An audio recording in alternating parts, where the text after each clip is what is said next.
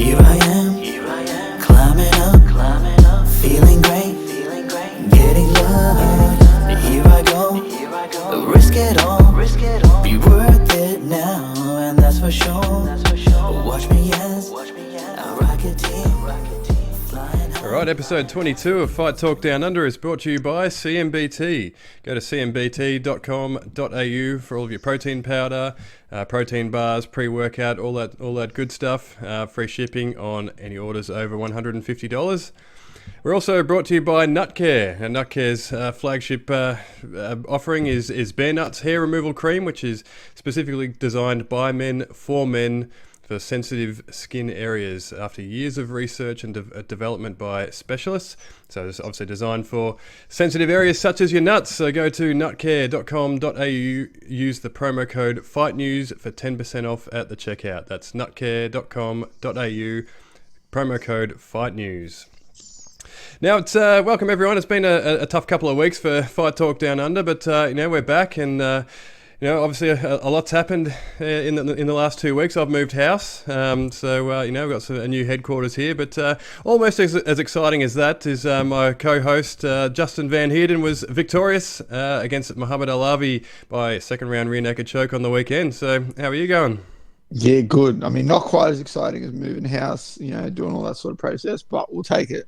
Nah, doing good. Obviously, yeah, got all the chocolates on the weekend, come out of it, no injuries. So, yeah, it's all happening. I mean, really, the whole process, like getting the win and all that sort of stuff and everything that's sort of come with it hasn't quite sunk in yet. I'm sure it will in the couple coming days, but you know how it is. Like, I got back from the sort of being away for the fight.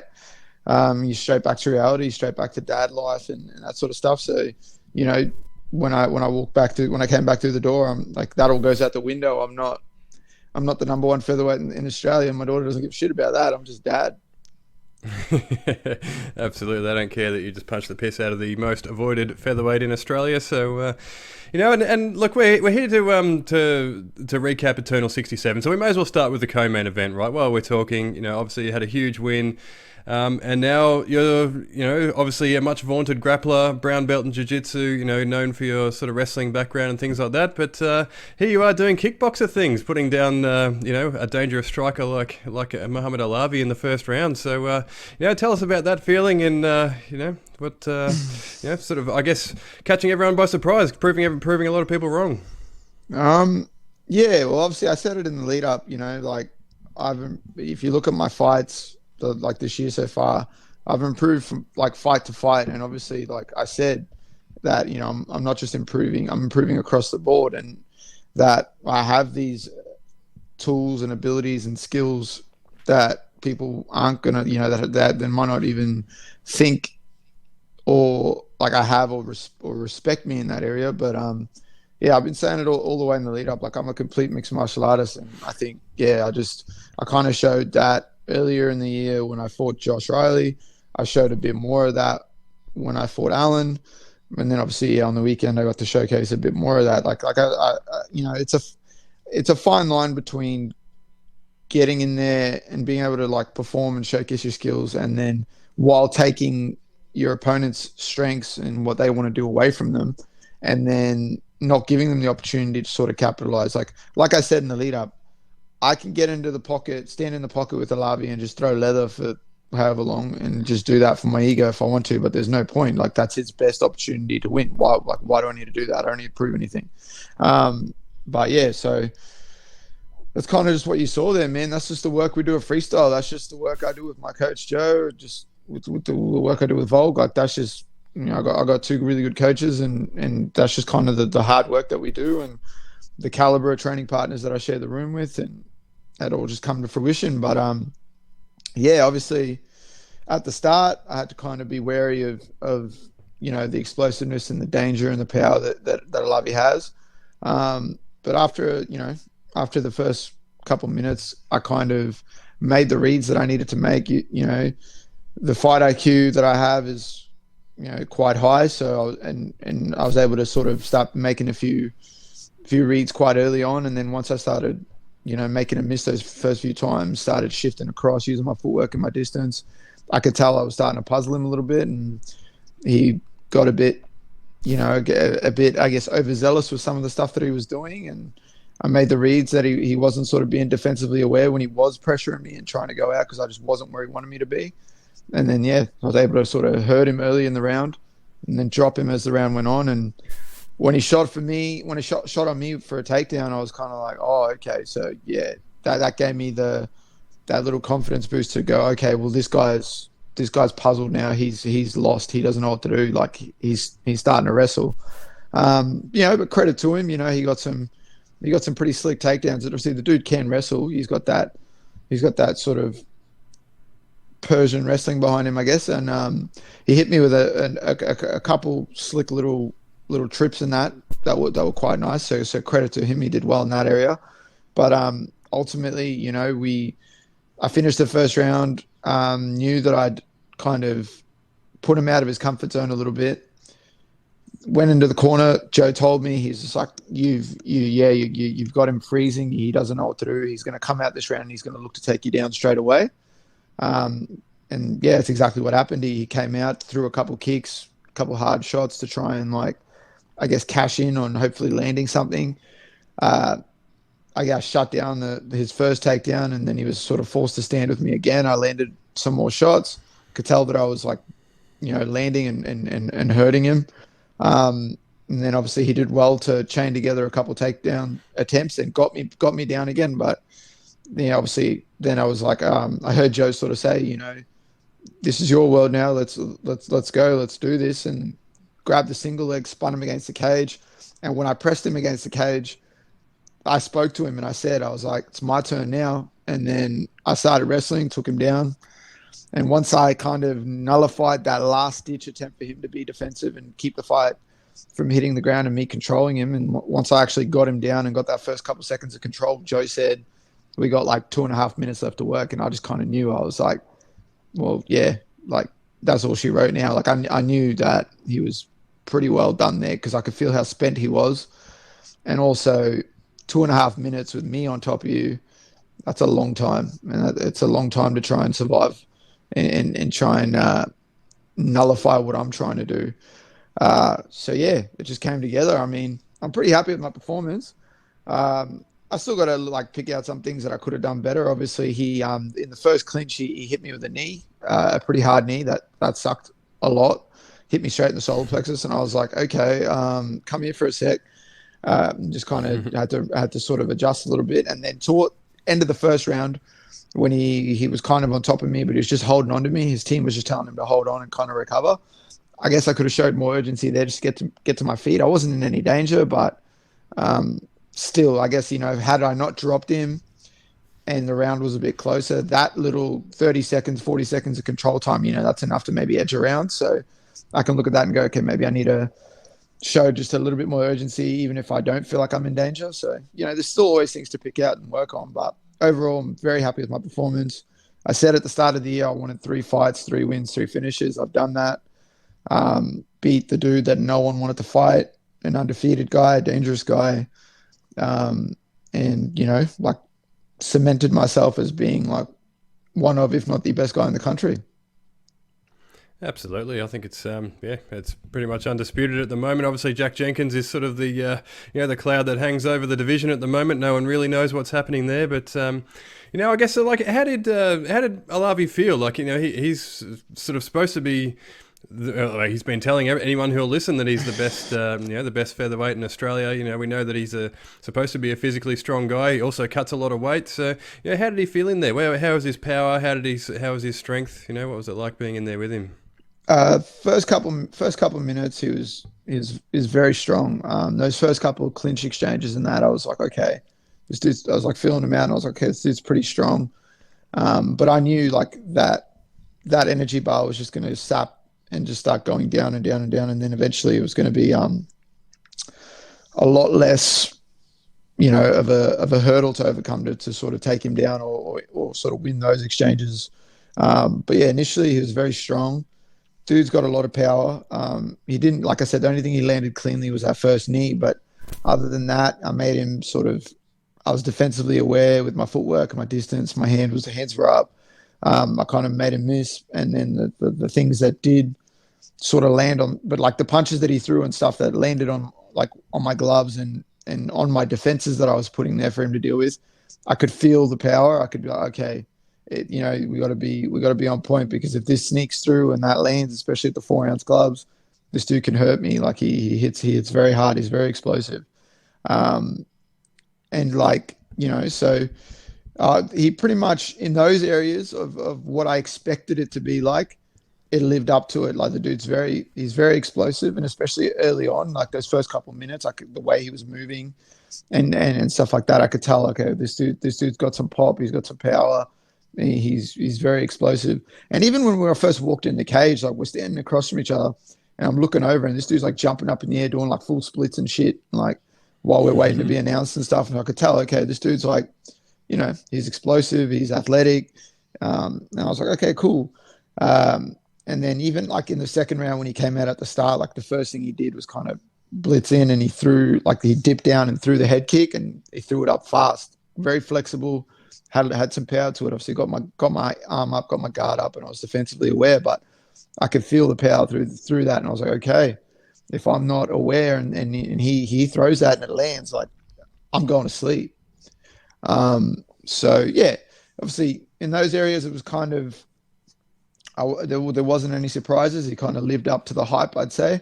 But other than that, in terms of the exchanges on the feet, and then obviously once it did hit the mat, when I did get him down and sort of start, controlling him, there wasn't anything that I can sort of look at and point out and go, oh, okay, like that was sort of was worrying me really. I mean, there wasn't the ability to be defensive in those areas was significantly lowered, because I could tell like his gas tank was just phasing out. The lactic was building up. He was obviously completely puzzled by what was happening to him on the feet.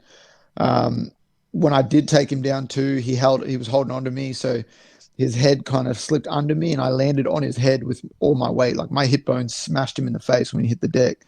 And I could tell that kind of hurt him a bit too, because when I initially got on top of him, I kind of looked at him and he was just like trying to like push me away, but I could just tell he had this blank stare on his face. And I was like, oh, okay, like he must be hurt a little bit from that as well. And when I watched it back, I could kind of tell. I was like, oh man, like I fully landed with all my weight on his head. Like that would have, like a lot, like, we've seen people go to sleep from that alone, across the board. So credit to him for sort of even just overcoming that. But I'll give the guy the respect and the credit that's there. And he's a dangerous dude. I said that in the lead up. I've got to be respectful of his skills, but not fearful of them, because I'm going to do what I need to do and just rely on the work that I did, the preparation that I did, and just believe in myself and my abilities. And that's sort of just what you saw happen there. So yeah, we got it done. Absolutely, and of course you dropped him in the first round there with a punch. So, wouldn't that have flipped the script if you had to put him away in that moment? Like, does something like that sort of go through your mind when you're in the moment, or do you not really have time to sort of think about it? Like, were you sort of extra sort of desperate to put him away, or is it not really sort of cross your mind? Not really. I'm pretty calm in there. So like the whole time I'm aware of what's happening, and I was focused and switched on and focused on the task and playing with what's in front of me. And when I did follow up with those couple of shots, I heard him with that. I could tell I landed pretty hard with the left hook that I threw. And then, I heard Joe say, like, let's not get carried away. And, then that's when I sort of grabbed a hold of him and kind of, controlled him up against the fence. And I was like, okay, look, I'll just listen to Joe. Let's just kind of see what's ahead of us. I knew there wasn't much time left in the round. So I was kind of like, okay, worst case scenario, I'm coming out for round 2. He's going to be spent. He's going to start declining, because round 1 was his best. Is going to be his best opportunity for success in this fight. Like let's just be honest. And then, so it's just those sort of little things. And I could hear, I hear everything in there. I could hear Joe the whole time. Like, I could hear his corner. I could hear, the commentators. I could hear sort of everything. It's my 15th fight now as a pro. I'm pretty chill, pretty relaxed, and I was switched on, so I'm focused on what I need to do. So just kind of aware of everything. So I knew I didn't have to kind of go too crazy. And, you know, if I just kept staying the course, had he not come out in round two and shoot on me straight away, or even as the rest of round one carried on, like the last part, if he didn't shoot again, there's a good chance that he gets put to sleep. Like, I mean, I had his, but there's a moment in round one, and if people watch it back, that you'll be able to see it. I think I throw like a kick, and then I reset. But I like switch my stance to southpaw, and I do like a sort of little Ali shuffle backwards to kind of just reset my distance a bit. And then in that moment there, right there, I was like, I was seeing everything. By then, I was seeing everything. I had everything. Like, I had my timing. I had everything sort of I knew what he was doing. I knew what I was doing was working and was throwing him off, and I was just going to be a matter of time before I landed again and put him away. So, I didn't have to sort of get into a firefight with the dude. I didn't have to kind of rush. If I just stayed the course, do what I was doing, eventually, I was either going to clip him again and put him away, or I was going to find the opening to take him down. And, once it hits the mat, that's kind of, like I always say, the wrestling and the grappling's a sharp knife that's in my back pocket. So, that's kind of just how it played out.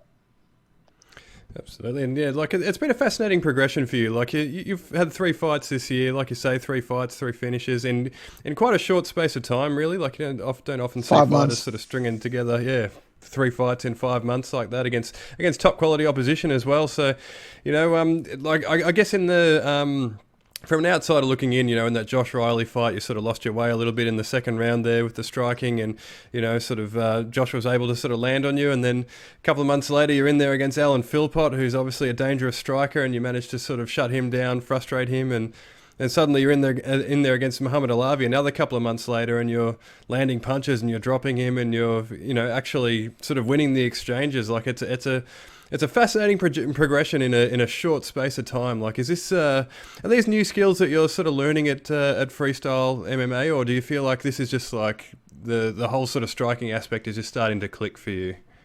It's a combination of both. It's obviously, like, since being a freestyle, I've learned so much already in the time I've been there. But I think, the pre-existing sort of skills have like leveled up, but then obviously I've acquired a bunch of new skills, and it's all just coming together. And like you said, it's clicking, and it's just coming together. And like I said, I was straight back in the gym on Monday. Like I trained straight away again. I'm back in the gym working and just going again, because that's just what I do. That's what I've always done. But especially since I've been a freestyle, and that's why you're seeing me do these improvements in such quick succession almost, because I just I'm just doing the work, looking to improve, trusting the process, listening to the people around me, and just wanting to be. And I'm obsessed. I'm obsessed with this game as a whole, So it's like it's just a combination of everything. But things are definitely clicking across the board, and even now, like I said, and even like people probably, it's probably going to be hard for people to appreciate the improvements I make in the wrestling and the grappling department too, because that's what I'm kind of known for, and people were saying in the lead up to this, and even like with some of the stuff, people were like, oh, it's a classic striker versus grappler matchup, and I kind of took offense to that, especially when they did like the keys to victory with Diego Pereira fucking doing breakdowns and stuff. I knew that would grind your gears when I saw that. Like it's just like cool. Like you're doing yourself a disservice. And I said that in the lead up. You're doing yourself a disservice if you approach it like that. And if you don't, like, and I said it on the night too, I was like, please, by all means, keep doubting me, because I'm going to find an opening. And if you give me an opening, and it doesn't matter where it is, like I've shown, if I'm on my back, if it's on the feet, if I'm on top of you, like if you give me an opening, I will put you away. And like, so side note, Diego, probably just stick to doing acting and all that sort of stuff, man, because fighting and fight breakdowns aren't in your wheelhouse anymore, my friend. In my opinion, that dude's irrelevant now. He had his opportunity. He could have taken a fight with me when I called him out. He could have taken a fight with Muhammad Alavi. He said no to. He refused. He didn't want to fight, so he chose to take a matchup with Alan Philpott. Now you're waiting for that to come to fruition. I don't know what's happening with that. I think Alan's stuck in the UK at the moment because they're having some dramas with their airports and whatnot. But yeah, you gotta get through that. You don't beat Alan Philpott, then you're fucking completely irrelevant, even though to me you already are. Um, you know, so I think that's sort of just it. Like I just slowly, every time I go out there, I just want to showcase the work I did, show the improvements that I made across the board. And then, I feel like I'm doing that.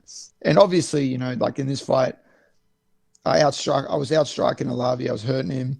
I was confusing him, puzzling him on the feet. I turned him into a wrestler, made him shoot on me. Um, and then that kind of sort of played out the way it did. But if you look at it's probably going to be hard unless you're sort of, for sort of just a casual fan to appreciate. But that exchange where I went to take him down in round 2 and he went to hit the switch, and like there's some high level shit happening there on the mat. Like he's trying to hit a perfect switch on me. He's got a great position. I'm doing like minor adjustments with my hips and with my pressure and trying to like shut that down, readjust and shooting again.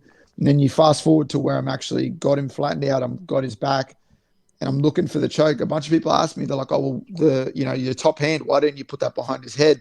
And you sort of, you left it on top where he could peel it.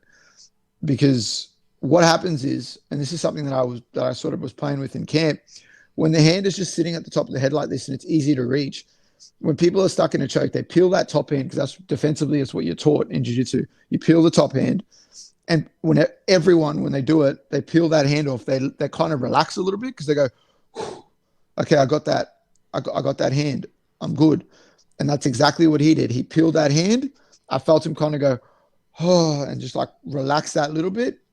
I switched the grip to the gable grip, and by then I was even deeper than I already was, and I knew like that was all she wrote. I was just like waiting for him to just go out or tap in that, and like that's just another improvement that I've made along the way because I'm doing that across the board. So yeah, we're pretty happy. Everything's coming together, and it's been a cracking year so far. So yeah, we're gonna see what's next.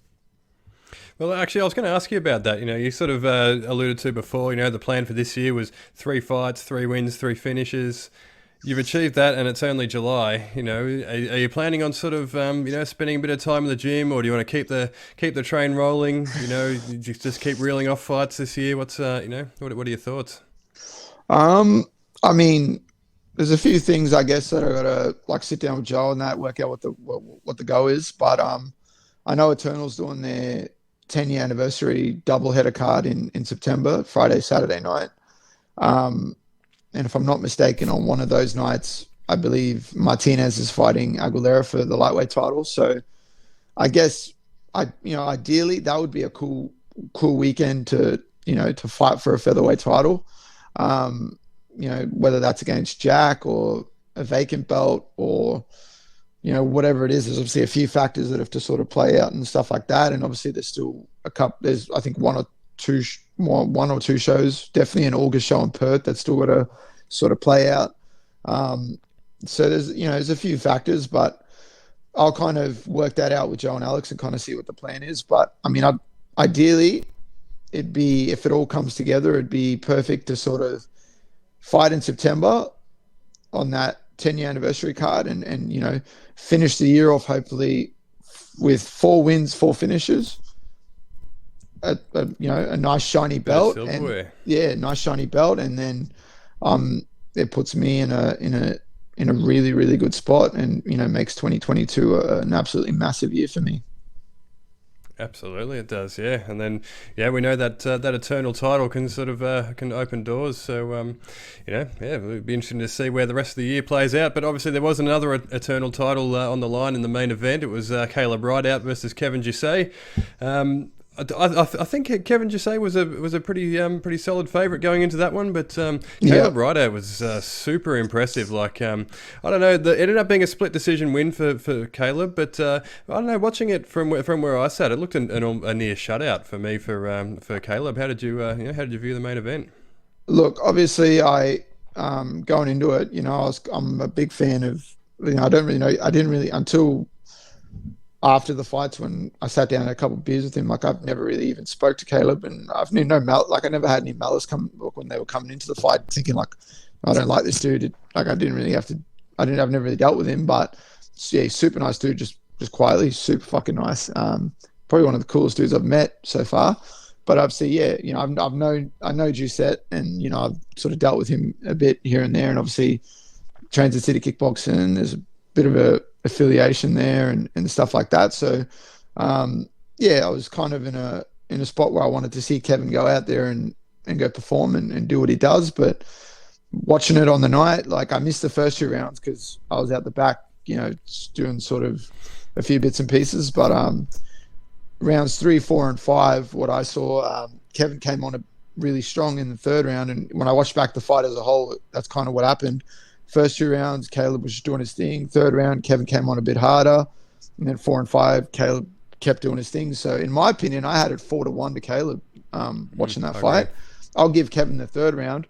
And yeah, I just not sure because he wasn't really capitalizing on a lot. And I was a bit confused by some of the stuff that he was doing, but Caleb was staying busy, just constant volume, just constantly working, just getting after it. So, he put on a show, great performance by him. And I'm sure Kevin's going to go back, watch it back, adjust, go to the drawing board, figure things out. He's in a room full of absolute geniuses when it comes to the sport. So I'm sure he's going to rebound and do some big things, but damn, Caleb, he looked good in there and put on a show. He really did, and I think that was sort of, you sort of alluded to sort of Kevin not being able to sort of get anything going, and I think a big problem was that Caleb Rideout is he's just an energizer bunny. Like he's just always on the move. He's always throwing something, throwing weird doesn't things, cut weight, and it's never, yeah, exactly. It doesn't cut weight. So he showed that he had plenty of cardio. It's not something that he's really had to show all that often in his fights of late, but he's unpredictable. There was just like every time he came in, every time he threw something, it was something different, and it was from a weird angle or a weird something spinning, or it was just so unorthodox. And I think it was kind of confusing for Kevin. He just didn't know when to pull the trigger. He was having trouble sort of. His rhythm was getting broken up by Caleb because Caleb was always throwing something and just always always coming at him. I feel like Kevin was landing the harder shots, but Caleb was landing a lot more often and just being busier. And like you said, just constantly going. Here and there, Kevin would throw something and land it, and you could tell it was hard. But Caleb would go and it'd be like 1, 2, 3, 4, 5, and then he'd move again 1, 2, 3, 4, 5, and he was just constant. And yeah, he's just entertaining to watch. It was really cool. And he's a nice dude. He's a super nice guy. I hang with him afterwards, have a couple of drinks. Met some of his team and people close to him. His partner, she's they're expecting a child, so he's going to be a dad now. And yeah, it's just super likable, super cool dude. Want to see people like that excel. So yeah, happy for the dude. Know Kevin's going to rebound and get back to it. Want to see him get back out and compete again. Quite fond of that guy as well. So yeah, it's just at the end of the day, regardless of the result, it takes 2 people to pull off fights like that. And Kevin being in there and taking some of those awkward shots from awkward angles, that we've seen Caleb put other people away with, credit to him because he kind of stayed in there and was, although I don't know, maybe the game plan wasn't working and he was just kind of, like you said, he was just stuck and not really doing too much or unable to, credit to that dude because the forward pressure was there the whole time. For 5 rounds, he was walking forward. Even though he wasn't able to sort of capitalize and wasn't sort of look like he was kind of not doing too much, he was walking forward the whole time. So he was actively, involved in the fight. Mm. It kind of felt like the game plan might have been just to sort of drag it into the later rounds and see how, obviously that explosion in theory would be sort of would sort of leave Caleb Rideout, but yeah, he managed to keep the volume going and stay in there. And we know that Kevin's a quality fighter and he comes from obviously a top tier camp, so he's going to bounce back and he's going to be he's going to be a real problem. He's got a huge future, I think. Like he's a quality fighter. He's obviously a really nice guy as well, as you mentioned there. But what do you reckon the ceiling is for Caleb anyway? Like Caleb's obviously, it's only his second fight in Eternal. He's proven that he can hang for 5 rounds against one of the best fighters in the division. So, what do you think the ceiling is, and what do you think the immediate future might look like for Caleb Rideout? Man, he's got a bright future ahead if he keeps carrying on putting on performance like he did on the weekend. I think the dude's like 7-2 now. He's on like a 5-fight win streak. So He made it clear after his last performance when he called who he wanted. He called out Joey Luciano from Absolute and wanted that fight, but things come to fruition and he ended up fighting Kevin for the belt. Now he's the champ. But after talking to him on the weekend, he won't mind me saying this. That's the fight he wants. So Cam, Ben, whoever needs to know, Caleb wants to fight Joey Luciano for the welterweight title. He wants to be that to be his first defense, and he's pretty fired up about it. Obviously, Joey's a big welterweight. He's very, very skilled. Trains at a good gym. Trains alongside some killers. Dude's a monster. So as a fight fan, I'm all on board. I'll pay to watch that. I want to watch that fight go down.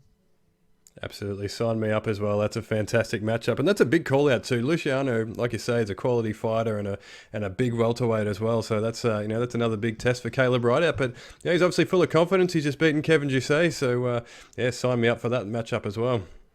100%. I'm gonna be. I honestly, if they make that fight happen, I'm gonna go watch it live. Yeah, sounds good. Yeah, maybe even in Melbourne. I don't know if Eternal's ever coming back to Melbourne. It's obviously having trouble.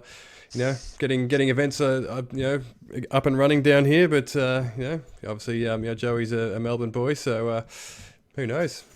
But that's it. Come down to Melbourne, watch Eternal, watch Joey and Caleb scrap it out, and you'll catch me at Chapel Street right after, just having all beers. All the beers, absolutely. But obviously, Kevin Jusset's teammate from City Kickboxing, Adam Cook, was in action on the main card as well. He took the fight on short notice against Tristan Murphy and ended up coming away with a pretty one-sided unanimous decision win in the end. So that was his second fight back after a six-year layoff. So what did you make of Adam Cook's performance? Man, it was a scrap. Those boys got after it. They got after it. Tristan's a gamer, man. He's always looking to fight and always looking to just be aggressive and come forward and be violent and just try and do damage. And he's a big boy, cuts a lot of weight. So he packs a lot of power.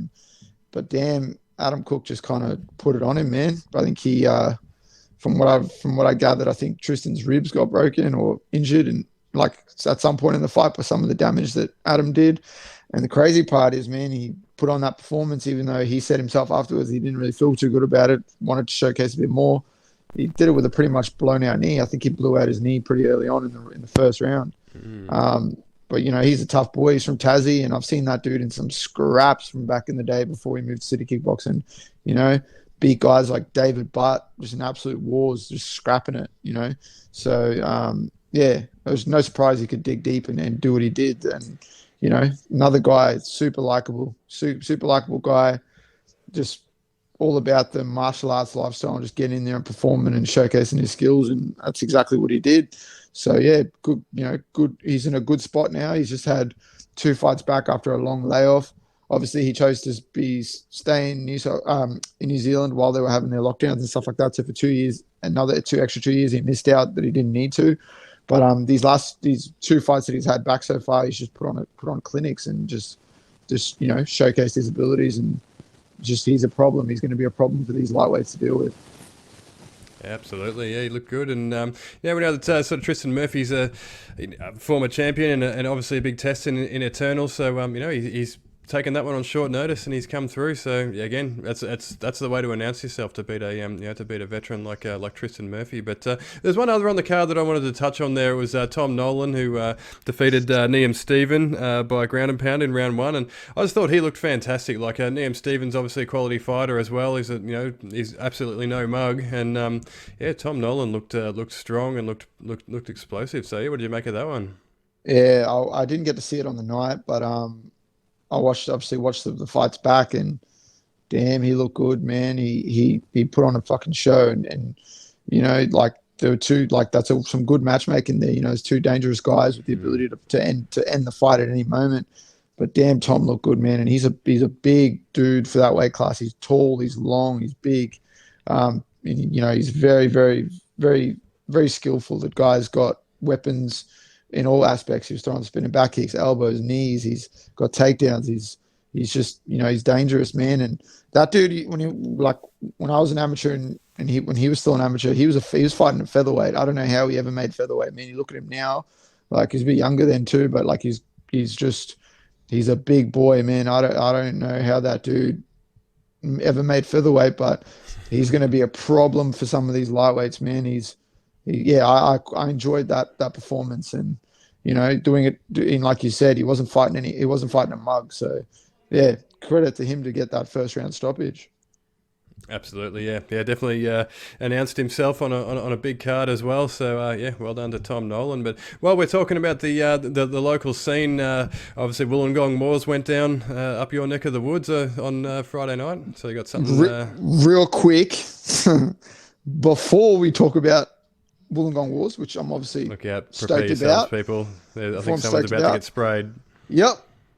So on the night at Eternal, obviously I fought Muhammad Alavi, but for people who may not know, on the headline prelim, his partner and Jalka Momsilovic, I think that's how you say her name. Apologies if I got that wrong, even though I'm about to spray you. She fought Jamie Edenden in the headline prelim. They'd obviously, over the last couple of weeks and even sort of before Jamie's last fight and her last fight on XFC, they were going back and forth on social media quite a bit. That's neither here nor there. It's none of my business. I don't care about that. So obviously they fought on the night. The fight ended. Angelica went to sort of hug Jamie Edenden after the fight. Jamie wasn't about that, kind of shoved her off and like screamed in her face because she was, she knew she won the fight. She put a beating on her, put a clinic on. Angelica then waited until Jamie walked away and was like sort of behind the ref and came over and then like slapped her after the fight, which was, well, whatever. That, that's, people do that all the time. We've seen that before. That's nothing strange. But it's pretty shitty though. It's pretty shitty sportsmanship. Not that I'm the shining beacon of example. Sometimes I've had my little moments here and there.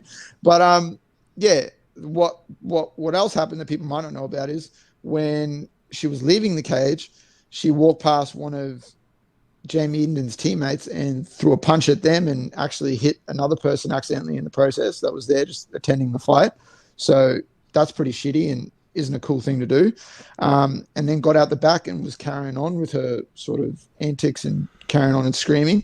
And then in the aftermath of all this on social media, she's went on the victory post that Eternal put up saying, the fight ended this way and Jamie won a decision, and was just making all sort of unsolicited comments saying that Jamie's on steroids. She's had people tell her that she's on steroids, blah, blah, blah, blah, blah, all this sort of stuff, which is fine. But if that's the case, if you're going to do that, provide the proof. But whatever, that's not really relevant. Point is, be a good sports person. Don't punch people in the crowd. Don't act like a gronk. And before this even played out, I just want to context this by saying I saw her, and I happened to be checking into the hotel the same time her and her team were checking in, and she was really rude to the person behind the counter. When we went to the gym, I went into the gym on the weigh-in day on the Friday morning to go and cut the last bit of my weight. She was really, really rude to the person behind the counter there. And there's that old saying, man, you can tell a lot about a person by how they treat people that work in like hospitality or service industries. 100%. And yeah, you're a piece of shit. You're a gronk. And your actions after the fight and on social media and after the event and walking out like that, you just kind of highlighted that and put that to bed. You kind of cemented that. You're a fucking moron. Pull your head in. You stitched yourself up. You're probably never going to fight on the number one promotion in Australia ever again. And you need to take a step back and sort of adjust yourself.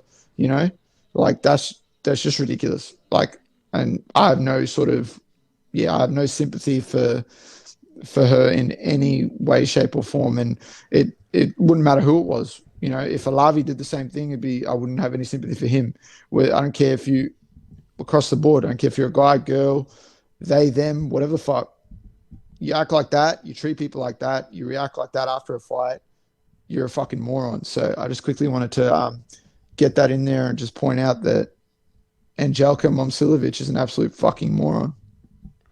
There you go. And it sounds like, it's a pattern of behaviour with this person as well. So, like that sort of thing, it sets this sport back, like it's a sport that there's a lot of people have worked really hard to legitimise MMA, and, there's there is still a stigma, and there probably will be for a long time in some circles, in the mainstream circles, and behaviour like that is just a setback. So it's ordinary form. So consider yourself sprayed, Angelka Momcilovic. Now, while we're as we were getting to there, on the local scene, obviously, up your neck of the woods, up in the Gong, Wollongong Wars went down on Friday night. You're of course in the building, so how did the night go? Yeah, so cracker night of fights, man. Like they, 3 years since the last wars, before this one because of all the hiccups and stuff like that. But the people came out and supported. There was a packed crowd there. The atmosphere was crazy. We obviously had a bunch of our fighters. I think we had 10 people competing on the night, 10 or 11. Yeah, so there's a bunch of freestyle people there. You had people like Jamie Malaki, Josh Kulabau there, supporting the event and stuff like that. Obviously, Volko was there. There's there was just a packed house of local MMA action here in the Gong, and it was really good to watch. Like everyone that fought, they came out and were getting after it. There was some close fights. There was some crazy finishes. There was a bit of everything, as you'd expect. But it was just a cracking night of fights. And the matchmaking and everything like that, and putting the card together and the event together, and that, Joe obviously had to do a bit of running around and everything, because he was overseas while he was sort of putting the finishing touches on the event. So to see it all come together and to see the amount of people that came out to support it, and pack it out to come and support these local fighters, and in their sort of pursuit to go out there and get a victory was really good to see. So it was a successful night overall, across the board to have wars back on. And my all my friends have fought. I got to see some people make their debuts, and some people have, a couple more that have had a few fights get back in there. And, so we had a good mix of things, and it was just a really cracking night for the team and a big weekend for freestyle. Absolutely, and we've got some Aussie representative in the big leagues this weekend. We've got Daniel Mini T Williams is back in the cage for one championship up against Zilong from China. He's back in action for the third time this year. He's fresh off 2 impressive wins over Crew Dej and Namiki Kawahara back in April. So he's got plenty of form in. Zilong has got 4 wins under his belt from the One Hero series. Other than that, all but 2 of his fights have been with the WLF in China. It's his full one debut. It's a big test for him against Mini T in his debut in the main sort of one championship brand. So I don't know. What do you think of Mini T's form this year and his chances in this fight? Man, he's just killing it, man. That last fight when he fucking dropped that dude with the body shot just melted him. Like, he's a weapon, man. Like, that dude's a beast. He's just one of those people that's just violent, dangerous, just and all about it. Like, he's all about scrapping and being in there, just throwing hard and just looking to pull people away. So that's always cool to see, and you love people that sort of get out there and do that. So I feel like that's what we're going to see again. I feel like we're just going to see him beat the brakes off someone again and absolutely melt them and put them away. I feel like that's just what I'm come to expect now, really. And I mean, that's what I kind of want to see happen. Obviously, it's always good to see the Anzacs and that do well. So I'm going to be watching, tuning in, hoping for another violent finish. Absolutely, yeah. We know he throws down every time he gets in the cage there, and he's completely fearless. So it's always a good watch. So, and I love one championship. So obviously Friday night it's going to be a fun watch. So make sure you check that one out. It's one championship, of course, doesn't cost you anything as well. It's live on their YouTube channel, live and free. So and tune in with the 54 billion other people around the world that are going to be watching it.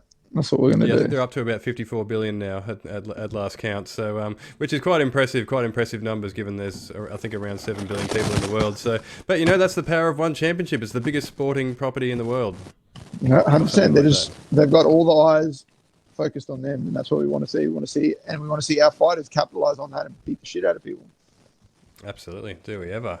Now, we're supposed to have this conversation off air, actually, but is Steve Essig fighting this week? It was reported that he was fighting July 26th against Clayton Carpenter on the Dana White Contender Series, but he seems to have been scrubbed from all the schedules that I can find for this week's Contender Series. So do you know anything about that? I have been doing a bit of looking into that myself. I've asked a couple of questions here and there, and I have not been able to fizzle anything out. And I'm very confused by the situation because, yeah, he's obviously meant to be fighting. You know, we're expecting to see him fight. We're expecting to see Shana Ross fight. It just seems like, yeah, it's really weird. It just there's no sort of news. So I don't know if like what that means. Like, is he postponed? Did he get injured? Is there, other factors involved? Did he not get a visa? Are they pushing it back? What's happening? Yeah, I haven't been able to find out anything. My sources I've lent on for information have left me well and truly dry. You and me both. Yeah, I'm struggling to get a read on this one. So yeah, don't know what's happened with Steve Erceg. Whether he might be fighting next week, I'm not sure. But looks like Shannon Ross is still on next week, from what I can tell. Yep. But Steve Erceg's gone quiet. He's not really a social media guy, so it's been a bit difficult to get a read. So if anyone knows, hit us up and we'll report back next week. Or Steve, if you can just let us know, because we want to see you fight. We like watching you fight. We want to know that you're going to still be fighting on Contender Series. We want to see you go out there and potentially snag a contract. So, yeah, it's a bit confusing at the moment. Absolutely. And, this kind of happens with the Contender Series. These sort of things change without notice. We know it sort of happened with Junior Tafa last year. He was supposed to be on the Dana White's Contender Series last season, but, kind of went quiet and, I had to do some digging to get any information on that as well. So, sometimes it just happens, they drop off. But, if anyone knows about Steve Erceg or Steve yourself, then, let us know. But, while we're talking UFC, we wanted to sort of touch on, a couple of fights that I wanted to touch on, actually. One was Jamie Mullarkey. He was obviously in action last week against Michael Johnson. Came away with a split decision win in an absolute war, as we've sort of come to expect from Jamie Mullarkey. But a lot of the media seems to be sort of leaning towards Michael Johnson in the decision. I don't know if that's just sort of the American goggles or what it is, but how did you view the fight and the decision? So looking at it, watching it, obviously I'm rooting for Jamie. He's my teammate and someone I want to see kill it. Round 2, definitively Jamie's. Round 3, definitively Johnson's. Round 1, super close, and I can see the argument for scoring it either way. Obviously Johnson dropped him, he dropped Johnson, but it's just sort of how you look at. It's not how you look at them, like when they're like them being like dropping each other. It's sort of what happened directly after. So Johnson dropped him, and then went to swarm on him. Jamie was able to get some sort of control his hands and kind of, slow things right down and reduce the sort of follow-up ground and pound and punches, where when Jamie dropped him, he was able to, land a few bombs because it's towards the end of the round 2. So he was able to land a few more shots and stuff like that. So it's sort of just how you kind of score it. Like, I can see both arguments. Like, if I was there watching that fight as independently and judging it, I can see why you would score it for Johnson. And at the same time, I can see why you would give that first round and edge it to Jamie. It was a very close round. They both did damage to each other. Do I think that it was like a flat out sort of just robbery either way, like how it would have panned out, like if Johnson was given the decision? And no. Do I think that it was a very close fight and either guy is in that situation fortunate to get a decision? 100%, because it was just the way it panned out was just round 2 clearly Jamie's, round 3 clearly Johnson's, round 1 both guys did some tremendous work, both guys hurt each other, and it was like razor thin. So am I stoked that Jamie got the decision and won? 100%. Am I stoked that he got a bonus? 100%. Had it gone the other way, would I have been surprised or upset? Not at all. I can see both arguments. So I feel like either guy is lucky to have gotten the win. based on how close that first round was and how you'd score it. It's just and judging so subjective. It was just a preference thing for maybe what each judge thought was more worth more, and what was, I guess, capitalized on better out of either person's sort of ability to hurt the other one, if you know what I mean. Yeah, absolutely. It was one of those fights that, yeah, like you say, you can't really complain either way. So, yeah, it was just it was obviously a fun fight, and it was just sort of, an interesting one to sort of cover off there and just get everyone's opinion. So, if anyone's got an opinion, hit us up on the Instagram page at Fight Talk Down Under, or the Facebook, the Facebook group at Fight Talk Down Under as well, and let us know. Let us know how you thought that fight went down. But the other one I wanted to touch on was. Your teammate, of course. He's best known as sort of the main sparring partner for the number one contender for the Eternal Featherweight title. You also might know him as the number one pound for pound fighter in the world right now. It's Alexander Volkanovski, who obviously defeated Max Holloway in a pretty one-sided decision in the end. So how did you rate Alex's performance? Absolutely brilliant, like just amazing. And then when you find out afterwards that he broke his thumb in the second round and still punched Max's head off with it, then it makes it that much sweeter. But like, yeah, absolute masterclass, man. And kind of what I expected. People asked me in the lead up, and I was like, either he's going to finish him or it's going to be a complete shutout. And that's exactly what it was. And like, obviously I was in camp at the same time, and I was, getting to do a lot of work with Volk, and for the camp, he was helping me with preparing for a Lavi. Here and there, I was like in sparring sessions, I was emulating Holloway and, sort of stuff like that. And I counted for the whole camp. And this is something that the week of the fight, I sat down and worked out. And I worked out how many times I landed a clean punch on him throughout the whole camp. If you were to guess, what do you think that number was? Probably counted on one hand. Exactly. 5. I landed 5 things on him for the whole camp. The whole camp, when I sat down and I worked that out and figured that out, I was just kind of like, and obviously just seeing the prep that he did and how ready he was and the work that he did and everything like that, which you just know that the dude does. His work ethic is ridiculous, and he just continues to just grind and grind and grind. I just knew. I was like, oh man, I was so confident that he was just going to go out there and just put this dude away, or just absolutely shut him down, and that's exactly what he did. So was I surprised that that's how it turned out? No. Was I surprised that Max was able to, take the shots that he did and stay in there for the full fight? No, not really, because that's what Max has sort of been known for. But, they did well to keep him in the fight with that cut, because that cut was deep, man. He had like a whole opening on his face. And I was hoping that they'd stop that fight because of that cut, because I obviously bet on my teammate to go out there and win. So they didn't do it, and Max was able to survive. But,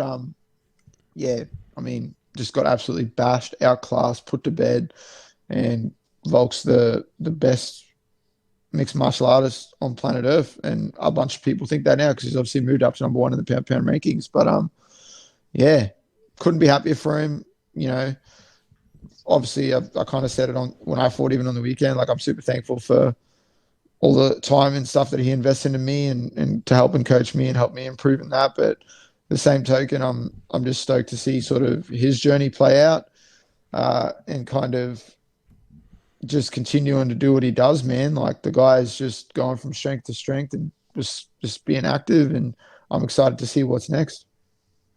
Absolutely, and yeah, it was incredible to see that him sort of put on a dominant performance like that, and just finally put this Max Holloway thing to bed. Like, it's obviously taken 3 wins for him to do it, but just a full shutout performance like that has put that to bed, and now suddenly he's getting his props. Like, people finally believe in this guy, and it sounds like he's got a new contract with the UFC that sort of reflects that as well. So that's fair play to him as well deserved. So I guess what's next? Like, obviously he's adamant that the lightweight title is next. Do you have any sort of inkling on when that might be? Whether that's sort of in the works? Whether sort of Alex is is preparing to be doing that sometime soon? What's your read on the situation? From what I've gathered, I think he's pretty keen to get stuck in whenever sort of realistically likely. It's obviously healing up his thumb, and then as soon as he's able to, that dude was already in the gym the next day after surgery, you know, coming in and was there, back in the gym, and he was trying to like take his sling off and fucking get in there and show stuff and do stuff, and we're just like, man, just relax, just hang out. Like, so you could tell the dude's already itching to just get back in there and be training at full capacity and be hitting things and doing all sorts. So I think looking at it, I mean, realistically, early 2023 would be a good sort of timeline for him. I think that's sort of what he's keen for. But yeah, the dude's just raring to go, man. He wants to keep the momentum. He wants to keep active and just keep going, keep doing what he's doing. Obviously, he's not like all of us are, but he's especially like you know that your time in this game is finite, and you want to get in and do what you can and put on the performances that you can and make the money that you can and do all that as much as you can. So I feel like that's sort of what he wants to do and keep going. And yeah, the dude's just gonna do exactly that. I'm fully confident. Absolutely, and we got to get to a fan question here, and so before we wrap up, so of course this week's fan question comes from Rain Van Heerden, who of course is Justin's brother. He asks, who would win a fight between Bruce Lee and Mike Tyson? So what do you reckon? Done a lot of thinking about this. I think the only other question in this week that I've done more thinking of was who would win in an eating contest between me and my teammate Mitch Harmison, but I think Mitch has got me there. Yeah, so obviously, looking at it for what it is, big guy, little guy, boxer, martial artist. I think Bruce Lee has a few more weapons, has a few more tools in his arsenal. Gonna have a bit of speed about him. And bit of timing, bit of distance management. But fuck, I got to go with Mike Tyson. I feel like Mike Tyson, just the speed, the power, the explosiveness. All he's got to do is land one, and it doesn't matter where on your anatomy he lands that one. He's gonna fucking like do some damage. So I feel like he'd cop a couple kicks from old Bruce in the face and the legs and the body, and couple of punches here and there, but I feel like eventually, Mike could just land that one, and that'd be all she wrote for poor Bruce Lee. Yeah, absolutely. It's an interesting one, isn't it? It's obviously just like the ultimate fantasy sort of thing, but I guess there is a sort of a point where the size advantage kind of starts to outweigh the skills there. And like you say, the power advantage that Mike Tyson would have would be telling, wouldn't it? He would just have to land, like you say, he would just have to land once. But we've seen, like, we don't have a great sort of body of evidence, I guess, for this. But we've seen sort of boxers move into kickboxing before, and mixed martial arts and those sorts of things. And unfortunately, these sorts of crossover fights typically happen later in guys' careers when they're sort of over the hill. Like, particularly the heavyweights, we've seen Shannon Briggs and Ray Mercer and Riddick Bowe and James Toney. Even Butterbean. They were all these big boys have sort of all done it sort of towards the end of their careers, and it rarely ends well. Like.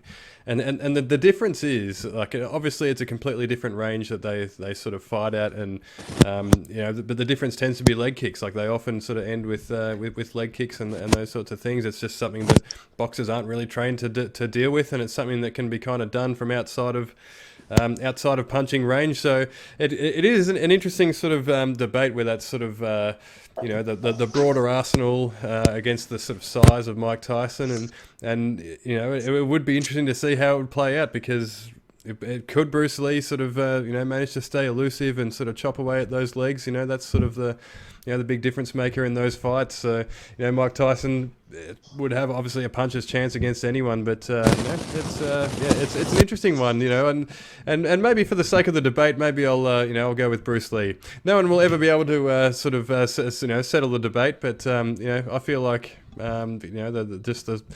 the techniques that he would bring to the table that Mike Tyson wouldn't be able to deal with would possibly outweigh the size advantage. Yeah, I can see it. I can see the route to victory, but I did see Brad Pitt throw Bruce Lee against a car in Once Upon a Time in Hollywood.